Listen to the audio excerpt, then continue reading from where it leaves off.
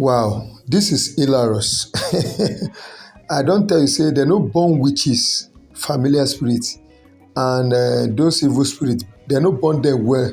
Make them say they go kill the child of God. They must bow at the end of the day. Yes, see as this dog. This dog is like familiar spirits, witches and witchcraft. When God they come, he must bow for the child of God. Now I decree to this prayer point, any familiar spirit, any witches and witchcraft that say your child will not go to the greatest hilltop, God will strike them down today in the name of Jesus. See as they look like lukewarm. I beg, claim this prayer point in your comment section.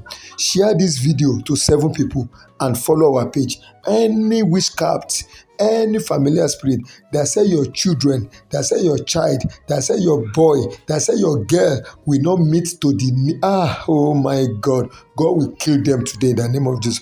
Gbọ́ mi, sórí kìnìún yẹn, sórí ọmọ kìnìún, sórí ajá yìí, orí ajá yìí, wọ́n ní àjẹ́ ò ní gbójúgbóyà kó pa ọmọ Ọlọ́run jẹ.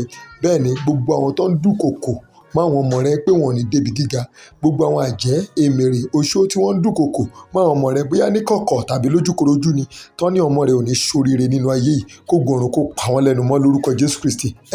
Wọ́n ní tipátipá là ń fẹ́ràn ata máa tàní lójú, orí pé ajá yẹn padà ó fẹ́ràn ọmọ kìnìún yìí tipátipá. Àwọn aráyé á fẹ́ràn ọmọ rẹ láti ṣe lóore lórúkọ Jésù Kristi.